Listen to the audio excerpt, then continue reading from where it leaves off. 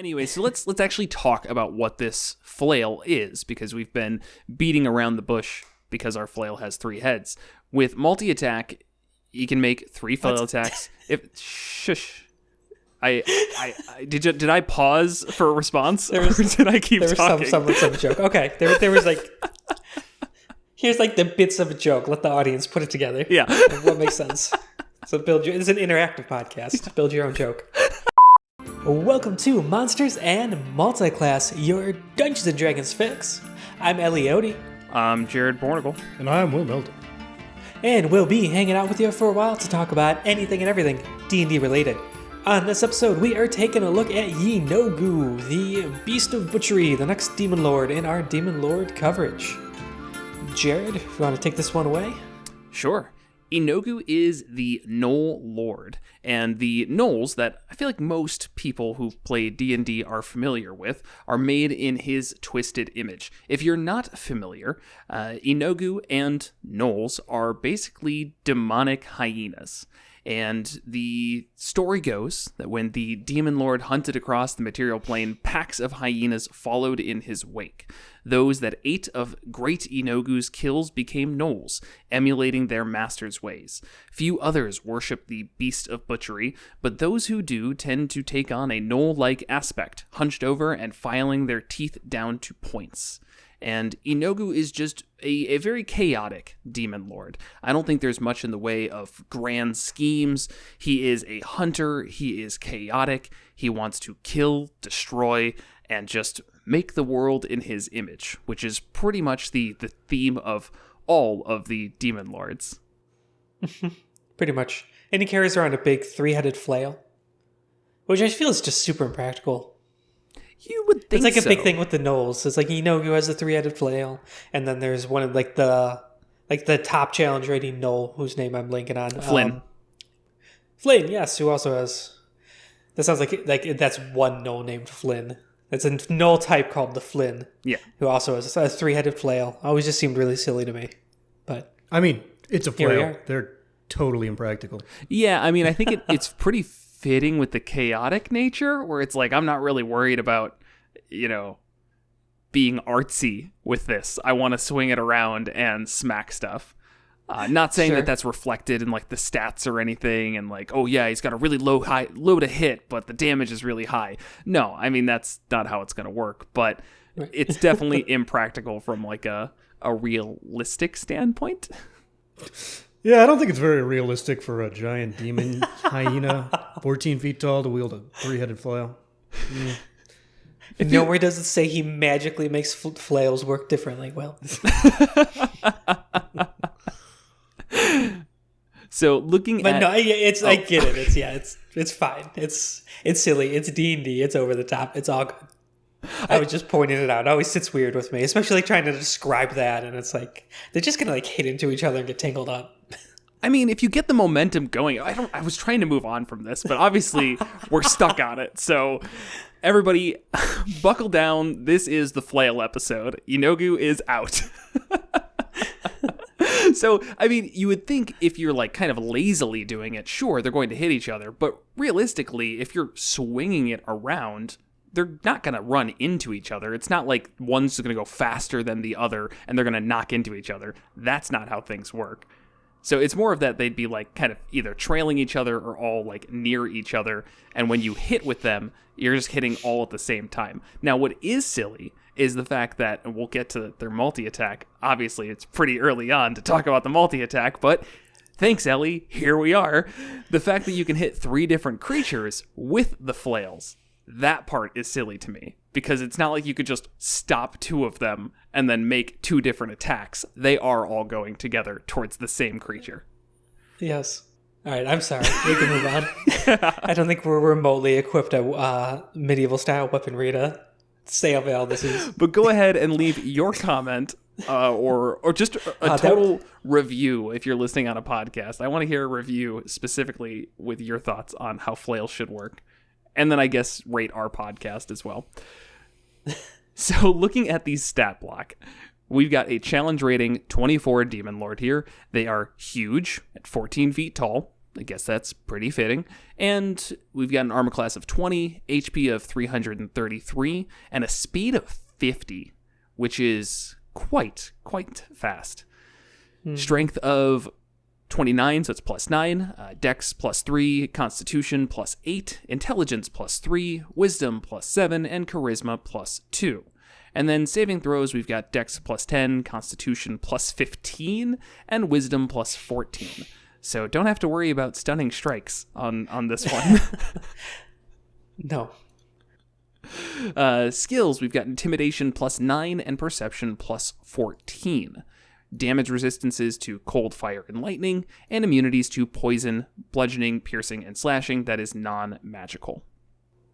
Which is just standard for demons. Yes. Demon Lords. I don't think it's anything special about Yeenoghu. No, I do wish that some Demon Lords had a little bit more specialness to them.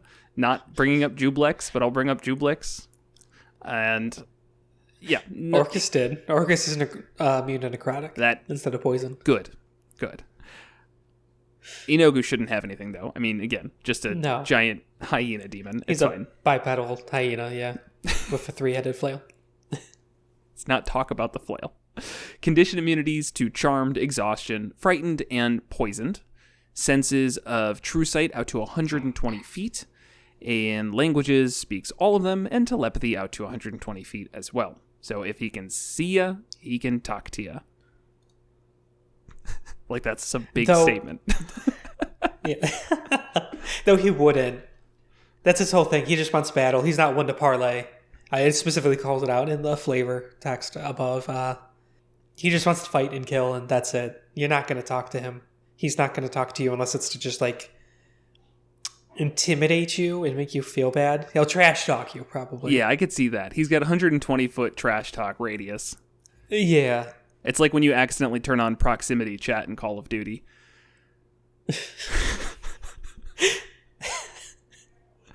So we've got some innate spellcasting, and spellcasting ability is Charisma. Spell save is a DC 17 with +9 to hit with spell attacks, and he can innately cast the following spells requiring no material components. So we've got Detect Magic and Spiritual Weapon at 8th level, which is 4d8 plus 2. And then 3 times a day, he can Dispel Magic, cast Fear, and cast Invisibility. And then once a day, he can cast Teleport. So, and of course, the spiritual weapon's a flail. Yes. Naturally. That would work fine. It's not real. I can have It also doesn't say it's a 3-headed flail. It's just a flail. It can have as many as it needs. It can have 30 heads. It doesn't matter. I find this spellcasting odd. I think every Demon Lord, if I remember correctly, has spellcasting. That's probably why they did it. But if one were to not have it, it would be Yeenoghu. Yeah, I mean, I guess I agree with that. It's more that the choice of spells that are kind of odd to me. The 3 in mind are Detect Magic, Spiritual Weapon, and Teleport. Those seem a little bit odd to me. I think of Yeenoghu as a hunter. I mean, that's literally his thing. It's pretty laid out. So things like Fear, Invisibility, those definitely make sense. I see where those are coming from. Dispel Magic, just every Demon Lord has had, and I think it just makes perfect sense because they should have Dispel Magic. But Spiritual Weapon, that's a cleric spell. Yeah, the best I could get is like the flail is such a big part of him because like that's his attack and there's special things on it, which we'll obviously get to. It's just that's the best I could think of. It's like, oh, he's all about his flail, so it's like he's so into his flail. Here's a magic flail that can attack as a bonus action. That. Oh man, you just gave me a new character concept for somebody who thinks they're a cleric, but they're actually a celestial warlock of Yeenoghu. I don't know if celestial warlocks get spiritual weapon though. I don't know if that'll work. A celestial warlock of Yeenoghu. Yeah. I mean, if we're going with the idea that a flail allows, or that spiritual weapon can be for Yeenoghu because of his embodiment of the flail, I'm gonna roll with it. And they'd be obviously the Pact of the Blade, and they'd have a flail, Heck, it could just be Hexblade. Let's just do Hexblade. Yeah. Let's just go with Hexblade. Pact of the Blade just sucks. Pick up Magic Initiate, get Spiritual Weapon that way if you need it. Ooh, there you go. Or, no, Spiritual Weapon's level 2, never mind. Oh. Well, maybe it would have to be a multi-class. Could we figure that out? Multi-classing's dumb. Warlock Cleric episode. Let's go. Oh, hey, I can do that again. Fingers thing. Oh, yeah, we don't have to stop and think, oh, have we done it? The answer is yes. Yes, we have. It could have been a really old one, before Hexblade even came out, so it's not it may not be remotely relevant. That's I not have even no idea. possible. I can't say that with any confidence. We started recording after Xanathars came out. That's true. Okay. Yeah. Anyways. All right. Anyways, yeah, the spellcasting, it just feels weird. It feels kind of ham-fisted, and they're like, oh, Demon Lords have spells, so he must have spells. It's like, why does Yeenoghu need to detect magic? You could say maybe for hunting prey if they are magical, but that's all I got. I guess it doesn't track magic. It's not like something who's magical leaves a magic trail to detect magic up. No, it's just he still has to be looking at him anyways. You know what would have been a good spell though? Hunter's Mark. Yes. Definitely would have put that on there. I know that the damage would not have been that much in comparison to what the Flail is doing, but to me, it just seems like it would have fit perfectly. In fact, I probably would have thought about if you were going to give spellcasting for Yeenoghu, I'd look at ranger spells. Mm-hmm. Could you imagine Yeenoghu with Zephyr Strike? Oh, God. He's got a couple of different ways to not get opportunity attacked, I believe. Mm-hmm. So that just would have been pretty fitting out the gate there. Obviously, you couldn't have done any of the ranged ones, but between Zephyr Strike, maybe Hunter's Mark, and a couple other just low-level options for ranger spells, could have been pretty cool. Interestingly enough, more sense Baphomet got Hunter's Mark. Yeah, missed opportunity then. Yeah. Oh, and yeah, Baphomet and Yeenoghu are rivals. Which you could, if you listen to our Baphomet episode, links, there's a lot of overlap. They're both bestial, they both like to hunt, they both like to kill. There's not a whole lot of depth to them. Yeah, it's really sad that the Demon Lords can't see the similarities between each other and just be friends, but instead they have to be mortal enemies because they share too much in common. Right. It's called the narcissism of small differences.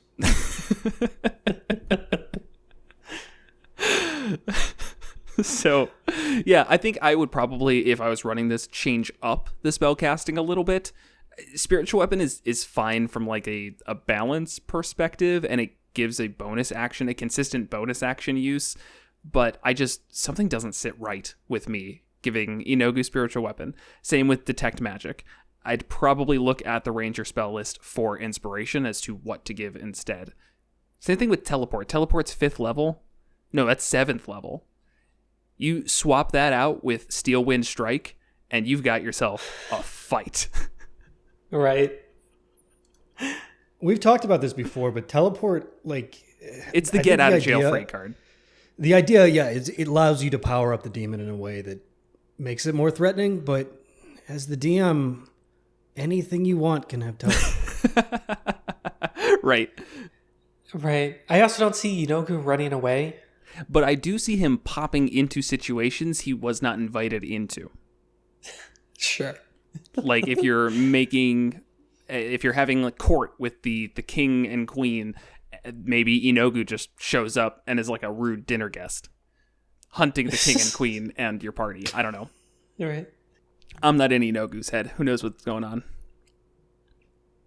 So as an offensive ability, Teleport sounds interesting. I totally agree. Running away does not seem in Yeenoghu's abilities. Right. And especially because Demon Lords, if they die out of the Abyss, they just go back to the Abyss. They're fine. I think even if they die in the Abyss, just something else happens when they come back. I think it's really hard to permanently kill a Demon Lord. So yeah, running away just doesn't seem... I don't know if that's like a thing. Anyway. It doesn't matter. Either way, it definitely... anything else around the spells? No, we can move on. Okay. We have legendary resistances 3 times a day, as usual. Magic resistance, so advantage on saving throws against spells or other magical effects. Yeenoghu's weapon attacks are magical. And then also has Rampage. When Yeenoghu reduces a creature to 0 HP with a melee attack on his turn, Yeenoghu can take a bonus action to move up to half his speed and make a bite attack. So that's neat. All Gnolls have that. That's from them. Unfortunately, his bite is really weak. But I guess he has no other use. No, he does have use for his bonus action, a spiritual weapon. Right, that's going to be a lot better. And yeah, that's an at-will thing. And it's a bonus action to cast it, right? So I see no reason why he wouldn't just always have spiritual weapon up and always using that. Because that's, 48 plus 2 versus bite is 1d10 plus 9. That's a really unimpressive amount of damage compared to everything else. Yes. I don't even see the logic behind it either, because this is the only time that bite comes up. He could, in theory, just decide to bite if... I don't know what the exact reasoning would be, but... Lost his flail. Sure. But even that he can magically summon to his hand. Can he? I don't think it says that anywhere. He wields a triple-headed flail called the Butcher, which he can summon to his hand at will. So it's not specified in the stat block, but yes. Although he is likely to tear his prey apart with bare hands before ripping out its throat with his teeth. So just however he's feeling. Yeah. To me, though, I feel like that just could be weaved better into the stat block. Being able to replace a flail attack with a bite attack, so that with the multi-attack, which we'll get to in a second, I keep jumping around, I can't help it. Then it would make sense to me, because even if it's doing less damage, it could be it's like a statement is being made. You know, it's I've gotten you to 0 HP or low, close enough to 0 HP. I'm going to go in for the kill by trying to bite you. I think we covered this in our Gnoll episode of how sadistic you can get with these creatures, Gnolls in general, with the Rampage ability. Mm-hmm. And how it actually makes a lot of lore sense. And you as a DM probably should pull the punch back, because you could just murder parties with impunity using this ability. Right. And to summarize that conversation again, because it was probably 3 years ago, the idea is that with Rampage, it doesn't say you have to fight, or you don't have to bite another creature. So once you drop somebody to 0, you can just take another attack against them, add advantage, and it's an instant crit if it hits to make 2 death saves. So you can very easily get a creature to 0 and potentially kill it if you have an extra attack on top of that in one round. So it's very deadly if played as ruthlessly as a Gnoll or Yeenoghu in... air quotes here, real life would be. Non-tempered. Interestingly, and we've had this conversation about the conspiracy to just destroy the Demon Lords at Wizards of the Coast. In Out of the Abyss, where this was first published, one big change is that his bite does 4d10 plus 9. Oh. Which is That's approximately crazy. 4 times as many dice as it is now. And if we compare it to the Flail, which is 1d12 plus 9, it's pretty comparable in terms of damage, 4d10. Because the flail, you attack 3 times. Correct, yes. Which coincidentally was 2d12 plus 9. Oh, now that's interesting. So that's a Why lot. would they do that? Why? I don't know. Oh, that's really upsetting. Is the challenge rating the same? Yes. All right, let's... Health and RAC the same? The health actually changed. Some of the health on these creatures was like really, really jacked up, but the armor was 22 and the health was 348. So the health kind of stayed the same. Overall, though... That's insane. Looking... Yeah, 1d10 is so lame. It's just so lame. You're For a challenge rating 20 for a monster? Yes. Absolutely. Pretty messed up, too, that we've got such a disparity between the Out of the Abyss version and the Mordenkainen's. It's very, very different. So, I mean, if you're looking for a more difficult fight, I guess pick up Out of the Abyss, or just double the flail damage and add 3 additional d10 to the bite. That's the only change. Extra armor class, extra HP, sure. But the fact that the challenge rating isn't higher seems silly to me. Okay, well, we're doing Mordenkainen's, so... We're doing it as it is. That's what we decided from the beginning, because that's the much more accessible to most people. Yes. Than buying the Out of the Abyss adventure book. Though it is a really cool, and even if you're doing Underdark stuff, like if you don't want to run that campaign, it's still just a really good Underdark source book. Yeah. Anyways, so let's actually talk about what this flail is, because we've been beating around the bush because our flail has 3 heads. With multi-attack, you can make 3 flail attacks. Shush. Did I pause for a response, or did I keep talking? There was semblance of a joke. Okay, there was like, here's like the bits of a joke. Let the audience put it together. Yeah, what makes sense.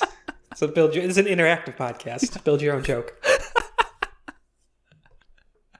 All right, so Yeenoghu makes 3 flail attacks. If an attack hits, he can cause it to create an additional effect of his choice or at random, and there are 3 choices. Each effect can only be used once per multi-attack. So the first one is the attack deals an extra 2d12 bludgeoning damage. Second one is the target must succeed on a DC 17 con saving throw or be paralyzed until the start of Yeenoghu's next turn.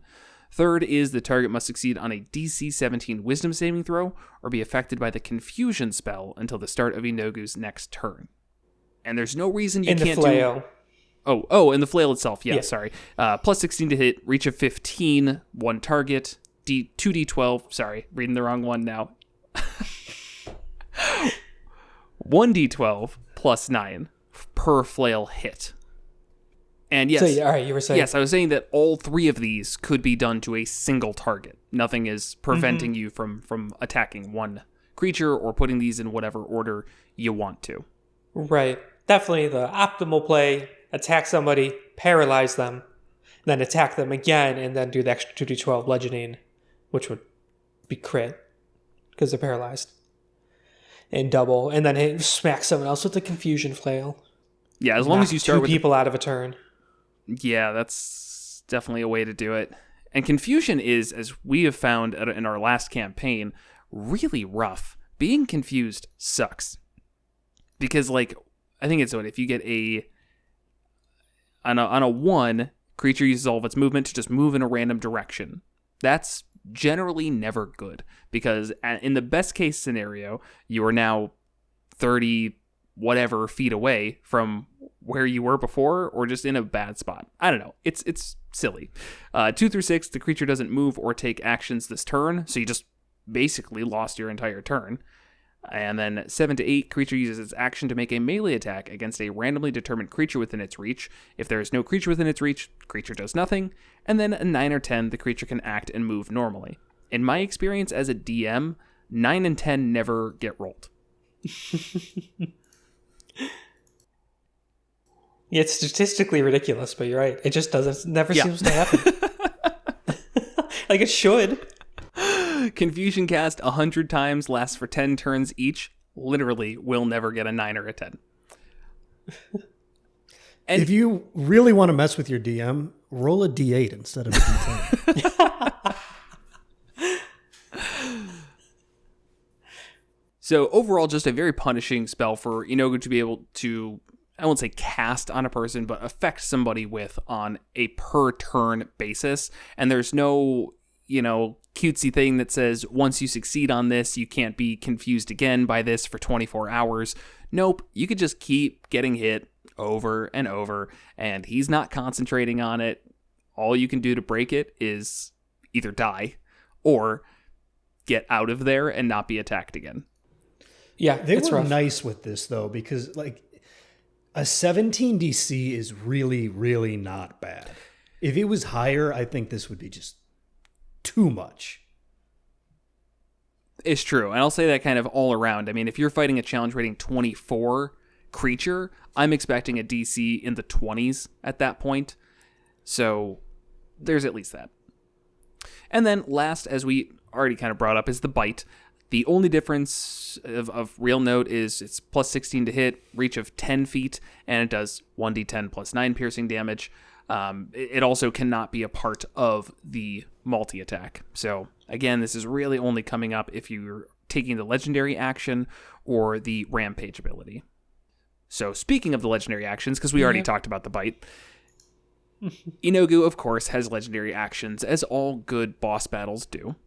And this is for one charge, for one use of the legendary action, we have the charge ability, where Yeenoghu can move up to his speed, which again is 50 feet, so that is a lot of movement. Mm-hmm. Then we have swat away, where Yeenoghu makes a flail attack. If the attack hits, the target must succeed on a DC 24 strength saving throw or be pushed 15 feet in a straight line away from Yeenoghu. If the saving throw fails by 5 or more, the target falls prone. And then savage, where Yeenoghu makes a bite attack against each creature within 10 feet of him. I would think he would need to be very surrounded to make that worth it. For 2 actions. I don't know if I specified that either. Savage costs 2, whereas swat away is only 1. So if there are 2 creatures around you, savage is a horrible choice. The only benefit being that you can get 2 attacks in 1 turn. I'm using air quotes there because all you have to do is just wait until the next person goes and you can swat away again. So yeah, bite's not great. If it was the Out of the Abyss version where it's 4d10, you said? Yeah. That's great then. Definitely the situations to use it. Situations why you'd want to do it in Rampage, situations why you'd want to use Savage. When it's 1d10 plus 9, no. It would need to be very unique and special. And circumstance for it to come up. I feel like there's a happy middle ground here for damage. It doesn't need to be 4d10, and it doesn't need to be 1d10. We could probably deal with 2d10, and then Savage would start coming up as a pretty potentially useful thing. It still isn't going to outclass the spiritual weapon with 4d8 plus 2 to hit. That's 16 average damage. So I guess with 2d10 plus 9, it would be better. So, okay. If we made it 2d10, I think that would kind of alleviate most of my concerns with it, at least. But yeah, overall, especially coming off of the Trails of Orcus, I find Yeenoghu really lackluster. Especially this version of Yeenoghu. Yeah. A bit of... I guess that's somewhat Out of the Abyss spoilers. It's so incredibly minor because it's not really part of the plot. But there is a chance to fight Yeenoghu in Out of the Abyss way before level 20. I think it was level 11 or 12. You guys took that opportunity head on, which I'm very proud of you, and you kicked his ass. And this was the Out of the Abyss version, who hits harder. He was not at max HP, but it was not like he was at half health or something. He was missing 50 HP or something to start it. That was a really fun fight. Yeah, but I feel like that just should not be possible at level 11. Yeah, if I remember correctly, we were fresh off a long rest, and I was a paladin who could fly and had a weapon that did additional... It was like a +2 weapon at that time, maybe. But also, dealing level 3 smites against a demon lord. Right. I remember putting out a lot of damage, like an absurd amount, to the point that it was probably 100 damage the first turn. And I think we got a surprise round too. Because we didn't? Okay. No. Well, that's fine. Either way. Yeah. I'm not disagreeing. It definitely should have been. It was a hard fight. Yeah. The main problem stands, though. Yeenoghu feels like a lot of monsters in the monster manual, and that's where, and I know this isn't the monster manual, but it's a lot of HP, and it's a lot of damage, but it doesn't really feel that interesting or super deadly like I'd expect a challenge rating 24 creature to be. Yeah, so if everything hits, so each flail 15, so that's 45 damage. You could throw an extra 13 on there. 58 damage. Then with legendaries, you could get some more. Basically double that. Depending on how you use them. Well, yeah. Basically double. Did you add the 2d12 from the flail attacks? With an extra, 13 onto the 45. Okay. Right, okay. So, yeah, you're dealing about 100 damage per turn if everything hits, which with plus 16 to hit probably is going to. That's true, yeah. And you're using all legendary actions on Swat Away. Yeah, okay, then there's a good chance that whatever you're hitting is going to be paralyzed. So maybe get a crit in So, there. crit. Yeah, I get a couple crits in there. I guess it does start to add up. Well, let's not say a couple of crits. That's a lot. But even if you get one crit, they're pretty Is brutal. it? No, if he's paralyzed. Yeah, I mean, So let's say the first thing he does, it's Yeenoghu's turn. He hits somebody in front of him with the flail and paralyzes them. So they're paralyzed, and then that attack is a crit. And so it's now doing 2d12 plus 9. The next attack is at advantage. Plus 16 at advantage roll. Most likely will hit. That's a crit. Plus, then do the extra bludgeoning damage, so that's 6d12 plus 9. Then do a third attack on them. Also at advantage, and it will most likely hit, and that's also a crit. oh, that's So another right. 2d12 plus 9. Okay, some reason while you were saying that, I was just like, where are all these natural 20s coming from? Like, are they just raining down from the sky? Oh. I totally forgot. Yes, 'Cause it's paralyzed. Paralyzed makes it so that every attack that hits is a crit, and you have advantage. Within 5 feet. Within yeah. 5 feet. Okay. And if you want to be really, really friggin' annoying, you can get 3 more attacks with the legendary action on that Yes. person. Yes, right. Yep. Yeah, I was going to get to that too. Which I feel like also can do the extra bludgeoning damage. I don't know. Actually, no, the swat away, are you saying? Yeah. I don't believe No. that can, because the multi-attack specifies that if an attack hits, it's when multi-attack is taken that the extra features come into play, and swat away is not considered part of the multi-attack. So to me, you would not be able to get those extra features. Yeah, that's my take on it too. Which I'm totally fine with. I don't think you need them. I don't know. Because, those extra features, they're clearly a function of multi-attack. And if you're doing swat away legendary action, you're not taking multi-attack. It's not, technically as written, it's not a function of his flail. It's so weapon. obviously a function of But I think they would have went the route of Orcus and made a magic weapon, and here's what happens when you hit with it, and put it in the more like feature passive area, not under actions.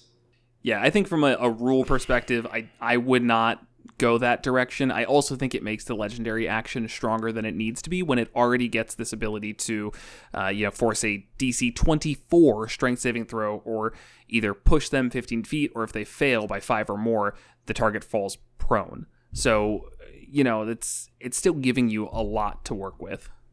So adding bludgeoning damage, or the potential to paralyze again, or the confusion spell, I wouldn't mess with that. I feel like if you're using the watered down one, you probably could get away with it. Probably, especially Maybe. if you focus just on the additional 2d12 damage and not the paralyzed, then it's going to hurt more, obviously. That's kind of the point. But you're not breaking the encounter. Whereas if I feel like if you are confusing everybody, because in theory, if you did go that direction, every single legendary action swat away that you take, you could try and confuse or paralyze. And that totally ruins the encounter, because then you're paralyzing 4 creatures or more. Well, let's say, 4. It would be 4, because 1 on the actual multi-attack and then 3 for the legendary actions.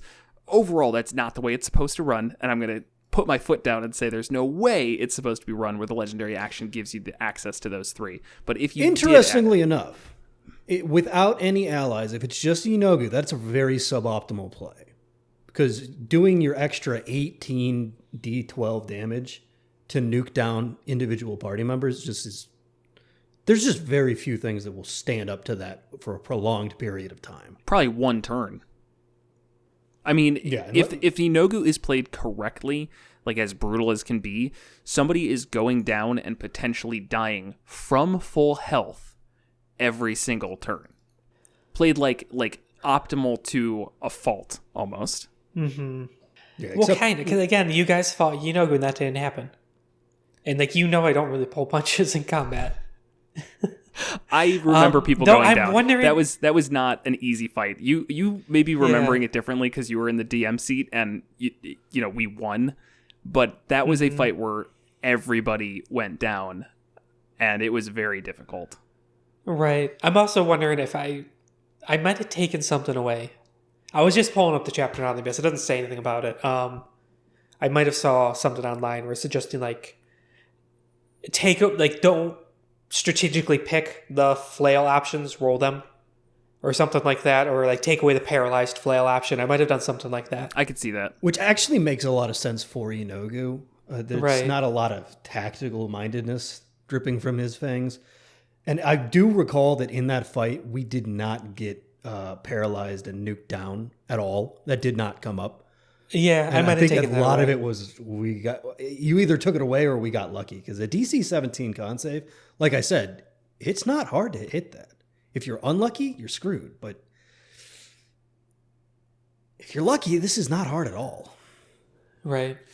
And again, things change a lot when you've got a high-level paladin in the party, because you're talking about being able to deal more damage with the smites, and the fact that all saves of everybody near you are getting like a +4, maybe higher. I don't know. A high-level paladin can be whatever, 4 or 5, let's say.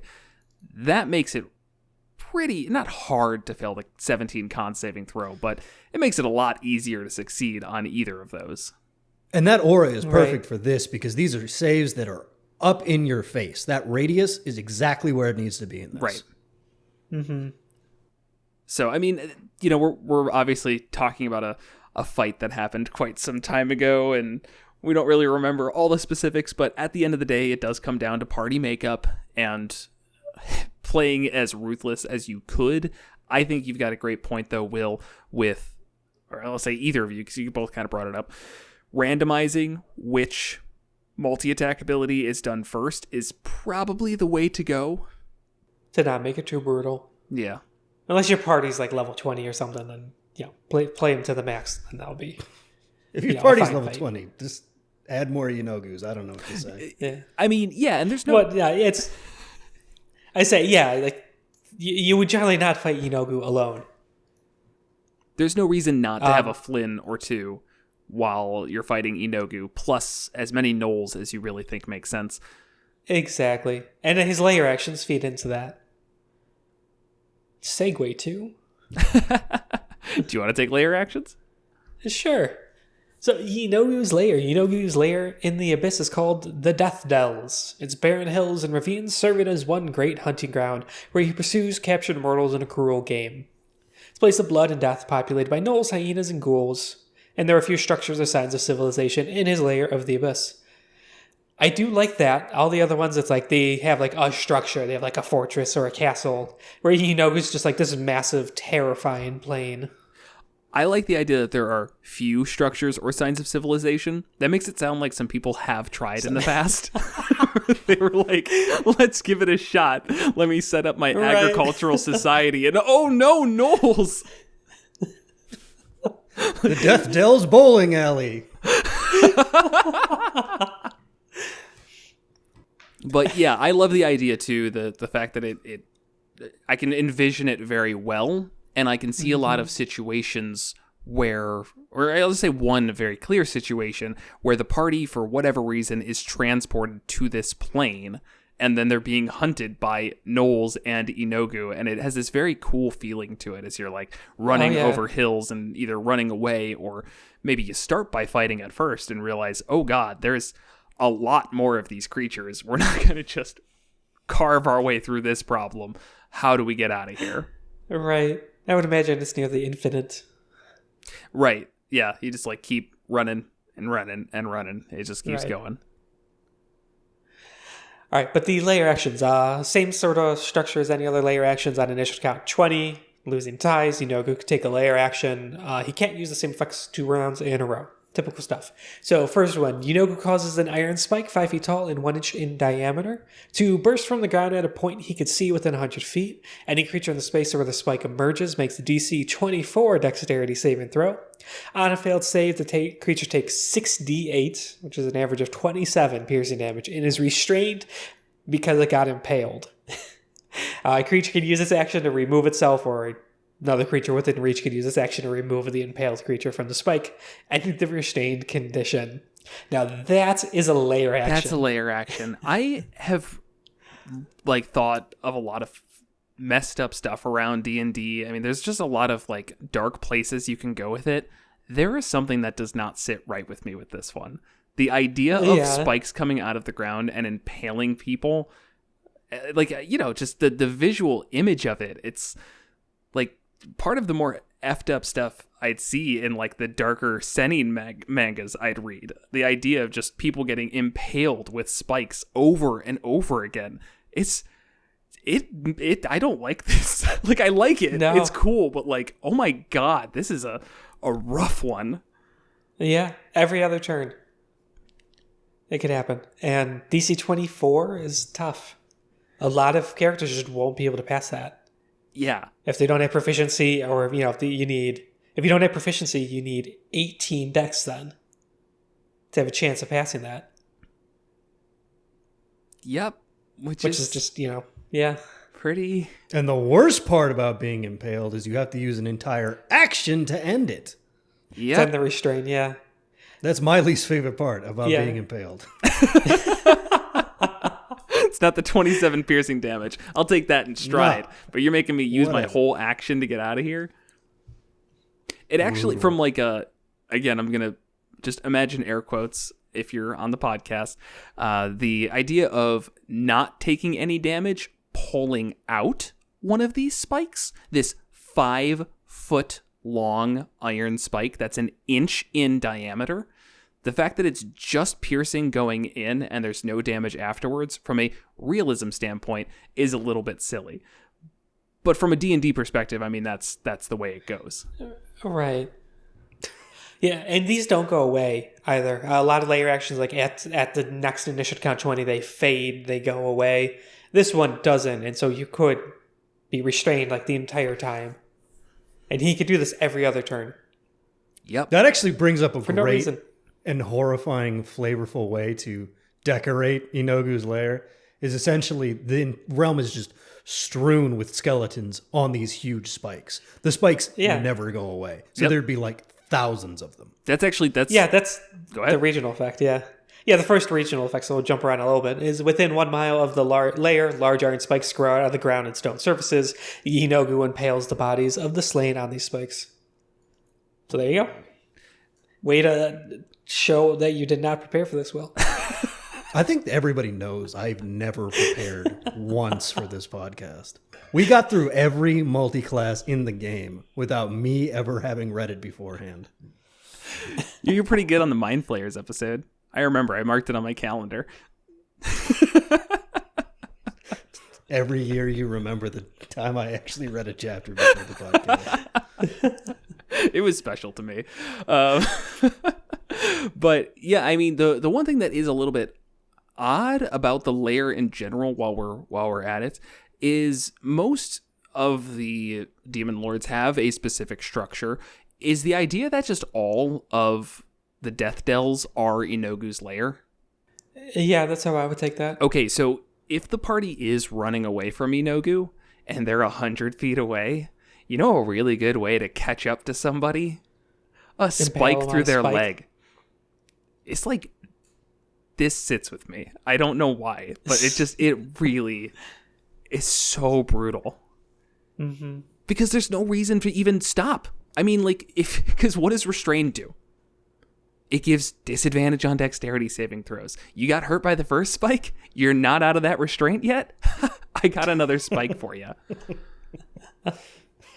Yeah, I guess it doesn't say you can't do it in the same spot twice. Because it's only 1 inch in diameter. Yeah, you could fill up a 5-foot cube of spikes. Yeah, and you know how many spikes you can fit into a person's body? I don't want to know. I think it's actually less than the 5-foot cube filled. That's a lot of spikes. That's a lot of spikes. It's I don't know. Yeah. All right, next one's... It's pretty weak in comparison. Each gnoll or hyena that Yeenoghu can see can use its reaction to move up to its speed. Since you can't do the spike one every single time, this one will have its situational uses, I'm sure. If you're doing the runaway thing, I would just advise you choose a different strategy. Oh, from Yeenoghu? Yeah. In his lair. Don't run. Teleport out. That's really only your best bet. And then the last, until the next nation count 20, all gnolls and hyenas within the lair are enraged, causing them to have advantage on melee weapon attacks and causing attack rolls to have advantage against them. It's basically reckless. Yep, gives everyone a free reckless. So, yeah, I would see you alternate between the spikes and then one of those two, depending on the situation. Yeah, definitely, telling us that if you are fighting Yeenoghu on Death Dells, there need to be additional gnolls and hyenas and whatever else you want to throw. Well, I guess really stick with those. They mentioned ghouls. That doesn't really seem fitting. I feel like I'd just stick with gnolls and hyenas. No, ghouls. Ghouls do. Within the gnoll section, it talks about ghouls. Gnoll packs attract ghouls because they like to come and they like eat the carnage, because the gnolls aren't really like cleaning up and like thoroughly eating everything. So they're kind of like the carrion scavengers that follow them, and the ghouls have no interest in the gnolls because they're not. I guess they're demons and just no interest really. Sure. And the gnolls realize that makes them scarier and tougher, so they allow it to happen. So it's neat. Yeah, no, that makes sense. All right, I'm all right with it. Though that does make it sound like they probably wouldn't be fighting in the battle. They would just be like things around on the plane. Mm-hmm. I would probably use that as the flavor of it, which still makes sense. I mean, if your party, right. Just to put a scenario in, your party gets teleported there or goes there, one of the first encounters they might have might be against ghouls, and they see the carnage, and that's a very good scene setter, because as they show up, there's just giant iron spikes coming out of the ground, and corpses all over them, and ghouls cleaning up the bones. Right. But yeah, so fighting Yeenoghu in his lair is a tough idea, tough thing to pull off. We've now 3 Demon Lords in a row of good lair actions, where it really, prior to that, they were kind of middling. A lot of lair actions aren't great, but we've had quite a few here, where they really feel like they get a strong power boost in their lair. And the whole thing about Yeenoghu being, maybe not too tough. Yeah, if the stars align about paralyzed and everything hitting, it's crazy, but if not, if you have ways to avoid it, but then if Yeenoghu's in his lair, it's like, okay, that's a lot harder to fight. The Iron Spike alone, I mean, just as a free thing he could do, that really changes up a fight. Yeah, I mean, now you've got it so that if Yeenoghu needs to, he can happily spike somebody and then say, all right, Paladin, you stay in your corner. I'm going to go beat up on your wizard friend until they use spell slots to get away from me. But, right. I'll be back. I've got 50 feet of movement speed, so I can be where I want to, and I'll take down who I want, and I'll deal with you when I get to you. Iron Spike.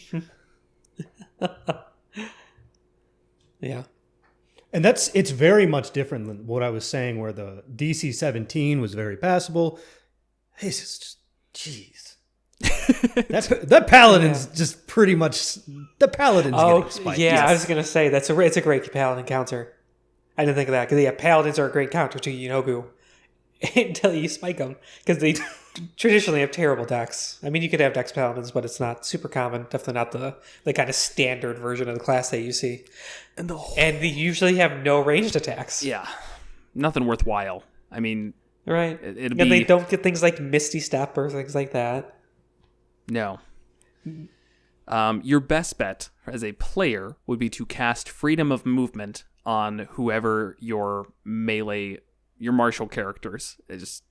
Everybody. Cast Freedom of Movement on everybody. They're still taking the 27 piercing damage, but at least they're not losing their entire action every turn.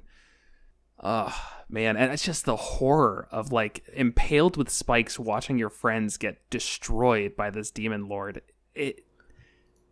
It's dark. Yeah, getting eaten by demonic hyenas is a pretty dark concept. All right, let's regional effects. All right, regional effects, yeah. Sure. I need to get my mind out of these iron spikes. Yeah. Well, the one we already talked about are iron spikes.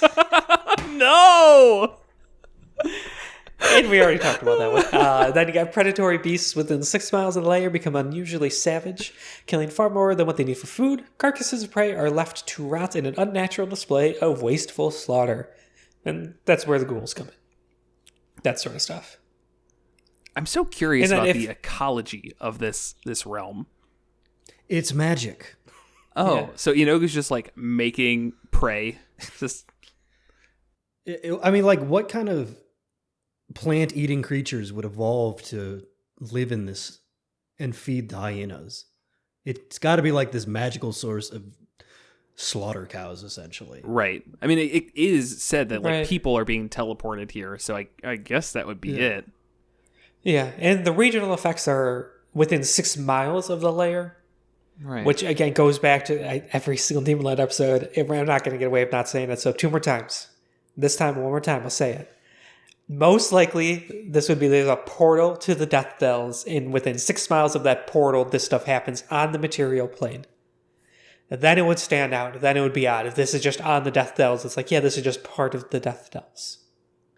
And the last regional effect is the same thing that all other Demon Lords have. If a humanoid spends at least 1 hour within 1 mile, the creature must succeed on a DC 17 Wisdom saving throw or descend into a madness determined by the Madness of Yeenoghu's table, which we'll cover in a second. And I just only clicked on me like 5 Demon Lords in. It's a humanoid. So there's some like player classes that are not humanoids. I Like this. don't. Is it like the Satyr or Fae? Fae are still humanoid, I believe. Humanoid is more of the description of like not a beast. I think that's all it comes down to. What there is like stat block types of humanoid. Yeah, I guess. I believe what they did with those is you're Fae, but not really. Okay. Because they did predict this happening. Absolutely not. I just pulled up Satyr. Fae. Your creature type is Fae rather than humanoid. Oh, There it okay. is. So, yeah, and there's something else like that too. I know there's Warforged constructs rather than humanoid, I'm pretty sure. And I'm sure there's others. Warforged, that makes sense to me. A Fae, it's like, well, okay. I think this is still kind of a horrifying sight for you, so. Just everything in this layer. But, oh well. Yeah, so there's just some weird stuff like that. And that's definitely one of those things that as the DM, you can just hand wave that. Don't feel Right. constrained to it saying humanoid and having to stick to that rigorously. Though I do like the idea of a Warforged not really being bothered. Right. Though I think a Warforged is humanoid. Oh, please. Okay, they have construct and resilience, and it's all the features of being a construct. Like, you have advantages against being poisoned, you don't need to eat, drink, or breathe, you're immune to disease, but it does not say you are a construct instead of a humanoid. And that might be missing somewhere, but... Okay. Anyways. Alright, so the madness. Did you have more in regional or anything like that? Nope. Okay. Yeah, the madness of Yeenoghu, this is, again, all Demon Lords have their own little madness table. The idea is if you go man within the presence or within the region, you get one of these things instead of one of the other ones. And we just did a whole big episode on madness, and we kind of like really plumbed the depths on our issues with it and whatnot. But yeah, links. Here they are. It's a D100 table, and really it's a D5 table. So on a 0, 1 through 20, I get caught up in the flow of anger and try to stoke others around me into forming an angry mob. The flesh of other intelligent creatures is delicious. I rail against the laws and customs of civilization, attempting to return to a more primitive time. I hunger for the deaths of others, and am constantly starting fights in hope of seeing bloodshed. I keep trophies from the bodies I've slain, turning them into adornments. These are so all over the place. Between character ruining, halt everything, let's get this taken care of, and like such a minor thing. I keep trophies from bodies I've slain, turning them into adornments. Like, you have like good aligned classic heroes doing that shit. Yeah, right. It's like Like keeping ears of the enemies or whatever. Right. It's like, that's not... Like the barbarian would do But- that, and everyone would be like, "Oh, okay, that makes sense. Yeah. Go for it." But then I get the flesh of other intelligent creatures is delicious. That one's a problem. We actually got that one. I remember. Yeah. I remember. Yeah, it being we a talked bit of a about it in the problem. Madness episode. Yeah. And it wasn't a problem just because of like where we were, and it was just like a little bit more okay. You know, above ground. You were in the Underdark with no one around, yeah. Yeah, like hanging out with Gnolls. It's like, you want some people flesh? Like, yeah, sure, man. Ain't no one's looking. What happens in the Underdark stays in the Underdark. I sort of like I get caught up in the flow of anger and try to stoke others around me into forming an angry mob. That one feels like a good middle of the road character flaw. Mm-hmm. But overall, any thoughts I have on Madness, I feel like have been talked to death because it was just a week ago that we recorded that. So overall, I think... Check out that episode. These are quite fitting. I think that on the plane of Death Dells, it would be interesting as the players are fighting against gaining these madnesses and slowly losing their own minds while also being hunted. That sounds kind of interesting. And in the right setup, I think could actually work pretty well, as they're not going to be doing anything that's on the material plane. I guess in the same way that Will's saying what happens in the Underdark stays in the Underdark. Same thing with Death Dells. Like, hey, remember that time that I ate a couple of intelligent creatures we found? I was corrupted. I was hangry. So let's just forget about that. Let's just not talk about Death Dells. Yeah. Let's just forget about it. Yeah. Forget about the spikes. Forget about the cannibalism. Forget about that. That actually gave me a great idea, though. Is a cool one-off campaign would be, it was the island of Dr. Moreau, where the most dangerous games, hunting people. I had the exact same thought. Yep. Oh, yeah. And but not just your party. You put them with strangers to introduce that conflict. So now you've got your other random party who you're not buds with that you can maybe do some madness conflict with. Okay. Maybe you start shit with them. And maybe it's not just you fighting against hyenas and gnolls and shit like that. It's you competing with these people to survive. Yeah, and I could definitely see that, especially if people had been teleported there and have also lost their minds. You might find a roving band of cannibals that Yeenoghu leaves alone because he's like, yes, welcome to the party. Y'all are eating people who get teleported here. Awesome. Thanks for showing up. Gnolls, leave them alone. They're cool. So you could do a lot with that. Now, why you get teleported here, I am not sure. I mean, we've mentioned the idea of there being a portal.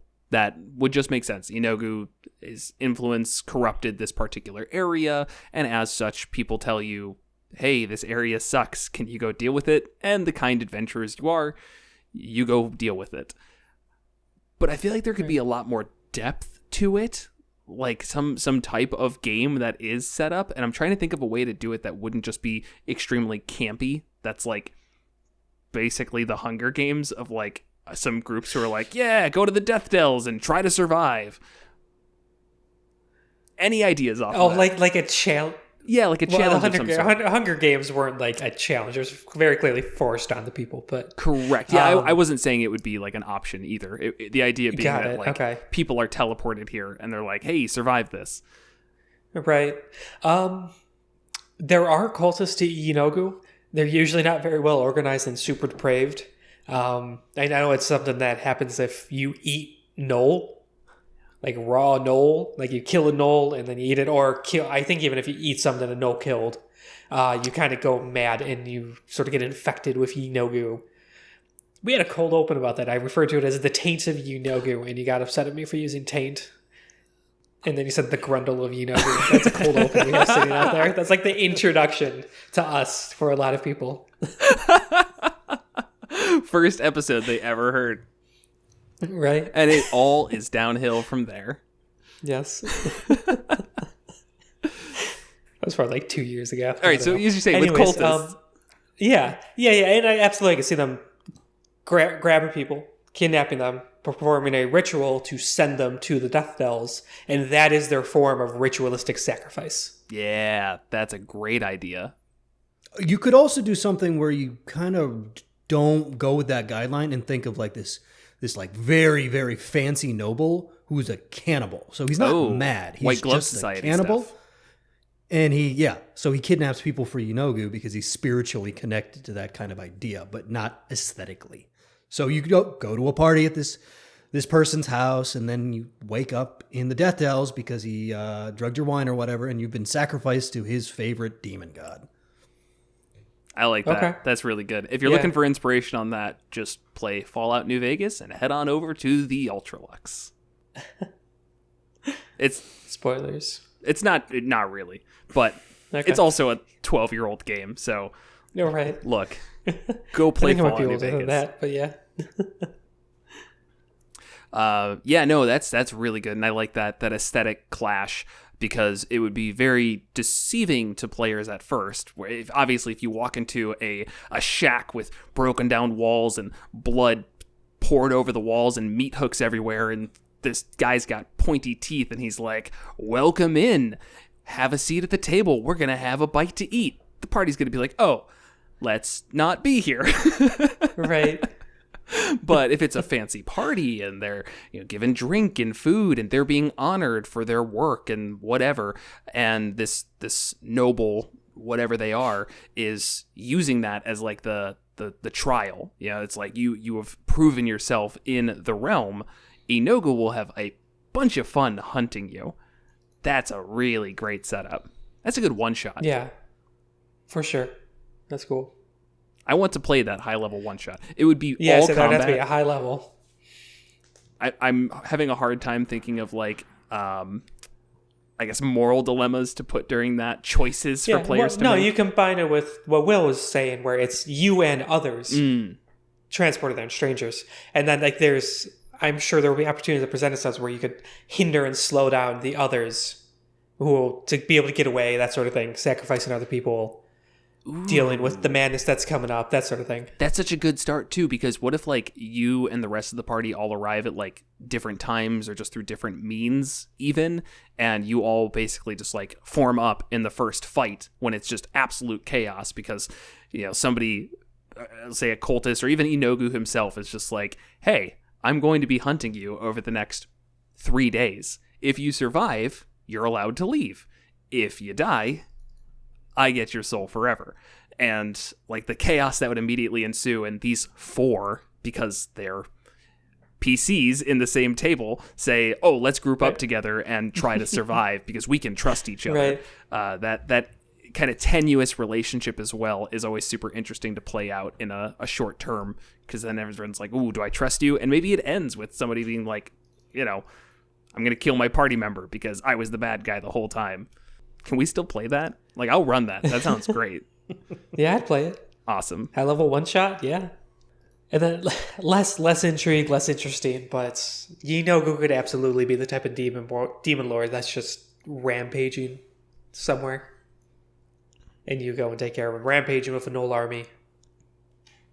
Yeah, I mean... I remember in the Gnoll section, there's this whole thing about the leveling up of Gnolls, where there's like a Gnoll, like a group of Gnolls, and if they keep going, they'll attract more because of a warband, and there's like actual specific mechanics and rules to that, and then, yeah, at one point they bring in Yeenoghu, I think, and it's like a full-on Gnoll army led by Yeenoghu, and that's when they actually get organized and are a threat to kingdoms, and somebody let Gnolls go too long somewhere. That happened, and now you're level 18 and you got to help clean up the mess. Yeah, it'd be like a good short kind of arc in a larger campaign. Obviously, one that's dealing with other demon lords, it's perfect. Out of the Abyss is obviously something that handles that, though not this specific catch. Yeah. But I'm sure there is a place that you could slot that in really easily. In our Out of the Abyss campaign that happened. Not Yeenoghu. Right. There was a bunch of Gnolls. If you recall, like Oh, I remember. At one point, yeah, I guess more spoilers. I don't know. It's hard to talk about Demon Lords without spoiling Out of the Abyss, but yeah, midpoint in Out of the Abyss, you actually do get out of the Underdark, and then you go back. But that opens it up to like taking a break, and it's nothing in the campaign. The campaign just skips over. But we played like a couple months in real time dealing with surface world shit, and that was one of them. There was Gnolls, a Gnoll warband. That one was led by Flint. Yes, it wasn't to the point of Yeenoghu, but I remember because of those are tough fights. We were there with Papa Tucker and his boot oil, his all natural, fresh squeezed, old fashioned boot oil.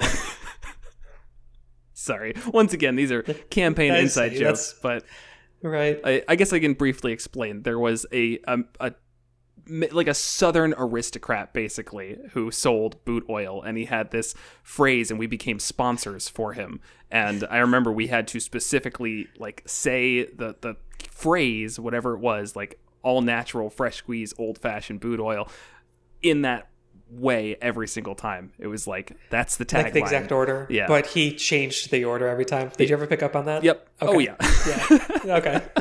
And then would just yell at you no matter what you said. Yep. It was a good time. Yeah. Yeah, so I mean that's definitely one way to throw in Yeenoghu in a game, just that idea of he's attacking at that point an entire kingdom if it's higher level. Otherwise, this is not your conniving demon lord. This is not the one who's got these grand plans. Yeenoghu is either in the Death Dells killing whoever shows up there, or he's on the material plane causing a ruckus and you need to deal with it. But it's not like he's in the background pulling strings, causing order to crumble. No, he's running up against walls and throwing as many gnolls at it until either they die or the wall dies. Yes. Yeah. So he has his place. I don't know. It's funny. Like this is so similar to Baphomet, and we ended Baphomet feeling really lukewarm. I feel like when Yeenoghu here is like, yeah, this is just a cool demon lord with a lot of neat ways to use. Then you know, just like the little subtle differences could do that. Well, the problem I think is that Baphomet he's not the lord of anything, whereas Yeenoghu's very specifically the Lord of Gnolls. So Baphomet just kind of just felt like isolated and weird. Yeah, I guess so. I mean, Baphomet, I remember us talking about like the maze concept, because that's kind of his shtick, is the big old labyrinth. It's just that, as we talked about in that episode, labyrinths kind of aren't fun in D&D like 90% of the time. So I think that's more the issue, maybe. Or I don't know, or we were just feeling different that day and we were in bad moods and we're grumpy about a demon lord and now we like this one. We're human. Well, Yeenoghu definitely has a much cooler lair. That's very That true. lair is very, I want to say imaginative. That's not the right word. Thought-provoking, sparking of ideas. There's a term for it. I'm blanking on it. Provocative. Yes, sure, yeah. I like it's very provocative, yeah. It brings forth a lot of unique ideas. That's a good jumping off point for a lot of cool things. Right. Whereas a labyrinth, you are quite literally restrained to a singular concept. I guess you could play off of this a little bit. You could have other things in your labyrinth that are also sent here. Honestly, you could take everything we said about Yeenoghu and apply it to a labyrinth. And just apply it to the labyrinth. Yeah, you could. We're just feeling more creative today. Yeah. Yeah, and Baphomet and his minions are hunting everyone through the labyrinth, and people are going mad, and you have to make the decision of Yeah, it's all the same. You're on rolling, decimated hills over labyrinths. Yeah.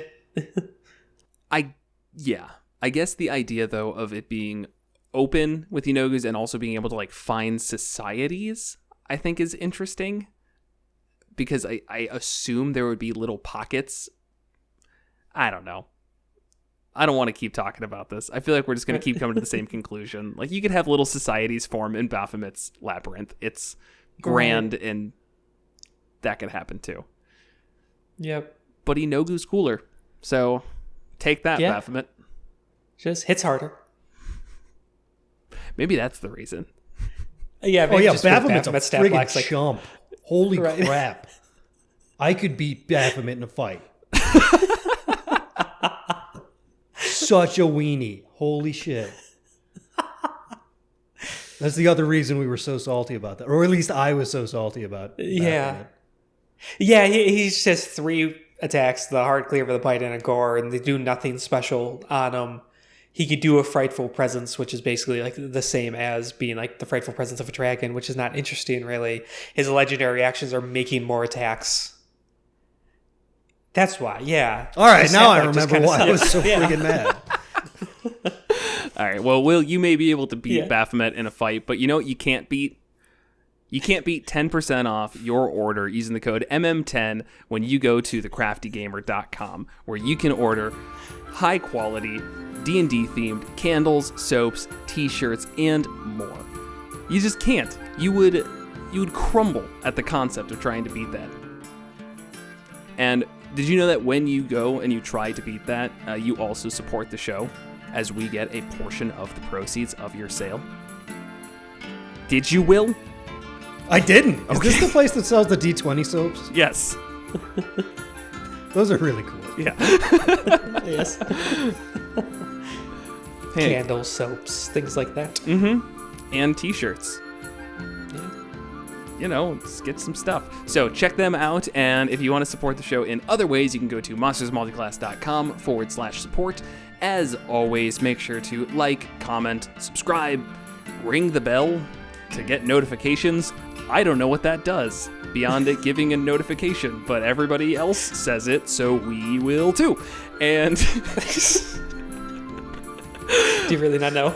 I mean, I know that it gives a notification, but I don't understand exactly Yeah, how it you can affects. subscribe, and all it does is just wait that channel's things to show up, and you're like recommended in the home feed. If you ring the bell, you turn it on. Every time they release something, it'll actually notify you. Oh, okay. And other people don't just like ignore all notifications on every device they have. That's just me. I guess so. I guess so. Okay. Well, if you want to support the show in other ways, head on over monstersmulticlass.com/support. If you are on the podcast, leave a review, whatever stars you feel like we are owed, though we prefer the higher ones. It fills us with joy, which is nice. And thank you as always to our patrons. Pause for effect. Jeff W, Joe P, Vincent M, Isaac M, Sentinel D20, Star Shinobi, Adam A, Ed G, Bob F, Craig A, Brian H, and Luca L. If you want to help out the show, you can find our Patreon, where we mostly post episodes a little bit early. Like 95% of the time, they come out at least a day early, which is pretty cool. Sometimes more, just like even cooler. Sometimes even more, which doesn't actually happen. If I'm traveling, it's like a week early. Yeah. So I gotta get it done. Right. And then your whole like rhythm's all screwed up, because then you just have 2 weeks without anything. So, if you want to do that, if you want to mess up your rhythm, find our Patreon. And I think that's it. I think it's good. Yeah. Good end to an episode. Yeah, that's good. That's gonna get people there. Yeah. All right. Yeah. Thanks for watching. Fucking Yeah. supposed to knock over the webcam at that point. It didn't work.